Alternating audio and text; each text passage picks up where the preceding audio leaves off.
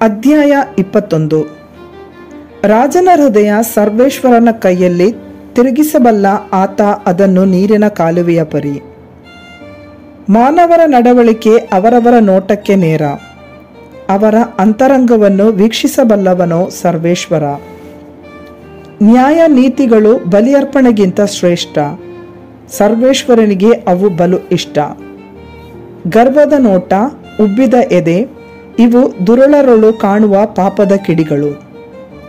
ಶ್ರಮಜೀವಿಗಳ ಯೋಜನೆಯಿಂದ ಸಮೃದ್ಧಿ, ತಾಳ್ಮೆ ಇಲ್ಲದ ತ್ವರೆಯಿಂದ ಅಧೋಗತಿ. ಹಬೆಯಂತೆ ನಾಪತ್ತೆ, ಸುಳ್ಳಿನಿಂದ ಸಿಕ್ಕಿದ ಸಂಪತ್ತು, ಮೃತ್ಯುಪಾಶದಂತೆ ಅದೊಂದು ವಿಪತ್ತು.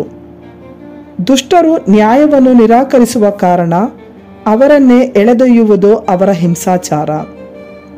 ದೋಷಿಯ ದಾರಿ ಸೊಟ್ಟಗೆ, ದೋಷರಹಿತನ ನಡತೆ ನೆಟ್ಟಗೆ. ಜಗಳ ಗಂಟಿಯೊಡನೆ ಮಹಡಿ ಮನೆಯಲ್ಲಿರುವುದಕ್ಕಿಂತ ಗುಡಿಸಲಿನ ಮೂಲೆಯಲ್ಲಿ ಒಂಟಿಯಾಗಿ ವಾಸಿಸುವುದು ಲೇಸು. ದುರಾತ್ಮನ ಮನಸ್ಸು ಕೇಡಿನ ಮೇಲೆ, ದಯೆ ತೋರಿಸನಾತ ನೆರೆಯವನ ಮೇಲೆ. ಕುಚೋದ್ಯನಿಗೆ ದಂಡನೆಯಾದರೆ ಮುಗ್ಧನಿಗೆ ಜ್ಞಾನಗಳಿಕೆ, ಜ್ಞಾನಿಗೆ ಶಿಕ್ಷೆಯಾದರೆ ತಾನೇ ಹೊಂದುವನು ತಿಳುವಳಿಕೆ. ಸತ್ಯ ಸ್ವರೂಪನ ದೃಷ್ಟಿ ದುಷ್ಟರ ಮನೆಯ ಮೇಲೆ, ಆ ದುರುಳರನ್ನು ದಬ್ಬಿ ಬಿಡುವನು ಕೇಡಿಗೆ. ಬಡವನ ಮೊರೆಗೆ ಕಿವಿ ಮುಚ್ಚಿಕೊಳ್ಳುವವನೇ, ನೀನೇ ಮೊರೆಯಿಡುವಾಗ ಉತ್ತರ ಕೊಡುವವರಾರು ನಿನಗೆ. ಗುಟ್ಟಾಗಿ ಬಹುಮಾನ ಕೊಟ್ಟು ಸಿಟ್ಟನ್ನು ಅಡಗಿಸುತ್ತಾರೆ, ಮಡಿಲಲ್ಲಿ ಲಂಚವನ್ನು ಮುಚ್ಚಿಟ್ಟು ಕೋಪವನ್ನು ಆರಿಸುತ್ತಾರೆ. ನ್ಯಾಯವಾದ ತೀರ್ಪಿನಿಂದ ಸಜ್ಜನರಿಗೆ ಸಂತಸ, ದುರ್ಜನರಿಗಾದರೋ ಅದು ತರುತ್ತದೆ ಸಂಕಟ. ಬುದ್ಧಿಮಾರ್ಗ ಬಿಟ್ಟು ನಡೆದವನು ಪ್ರೇತಗಳ ನಡುವೆ ವಿಶ್ರಾಂತಿ ಪಡೆಯುವನು. ಭೋಗಾಸಕ್ತನು ಬಡವನಾಗುವನು, ಮದ್ಯ ಸುಗಂಧಗಳನ್ನು ಬಯಸುವವನು ಧನವಂತನಾಗನು.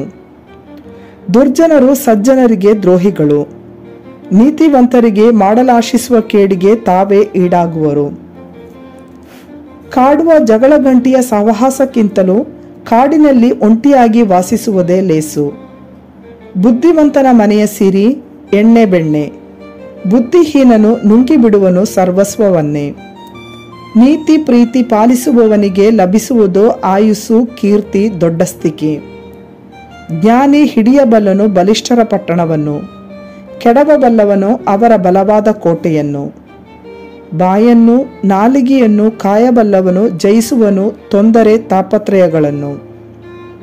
ಸೊಕ್ಕೇರಿದ ಗರ್ವಿ ಕುಚೋದ್ಯನೆನಿಸಿಕೊಳ್ಳುವನು, ಅಹಂಕಾರ ಮದ ಮತ್ಸರಗಳಿಂದ ಅವನು ವರ್ತಿಸುವನು. ಮೈಗಳ್ಳನನ್ನು ಕೊಲ್ಲುವುದು ಅವನ ಇಚ್ಛೆಯೇ, ಬಗ್ಗದು ಅವನ ಕೈ ದುಡಿಮೆಗೆ. ಇಲ್ಲವೆನ್ನದೆ ಕೊಡುವವರು ಸಜ್ಜನರು, ದಾನವೆಲ್ಲ ಬೇಕೆನ್ನುತ್ತಿರುವವನು ಜಿಪುಣನು. ದುಷ್ಟರು ಅರ್ಪಿಸುವ ಬಲಿಯಜ್ಞ ಅಸಹ್ಯ, ದುರಾಲೋಚನೆಯಿಂದ ಅರ್ಪಿಸುವುದು ಮತ್ತು ಅಸಹ್ಯ. ಸುಳ್ಳು ಸಾಕ್ಷಿ ಹೇಳುವವನೇ ಅಳಿದು ಹೋಗುವನು, ಕೇಳಿದ್ದನ್ನೇ ಹೇಳುವವನ ಸಾಕ್ಷಿ ಅಳಿಯದೇ ಉಳಿಯುವುದು. ದುಷ್ಟನ ಮುಖದಲ್ಲಿ ಹಠಭಾವನೆ, ಸಜ್ಜನನ ನಡತೆಯಲ್ಲಿ ಸದೃಢತೆ. ಸರ್ವೇಶ್ವರನ ಮುಂದೆ ನಿಲ್ಲಬಲ್ಲ ಜ್ಞಾನವಿಲ್ಲ, ವಿವೇಚನೆಯಿಲ್ಲ, ಆಲೋಚನೆಯಿಲ್ಲ. ಯುದ್ಧಕ್ಕಾಗಿ ಸನ್ನದ್ಧವಾಗಿರಬಹುದು ಅಶ್ವಬಲ, ಜಯ ಸಿಗುವುದಾದರೋ ಸರ್ವೇಶ್ವರನಿಂದ.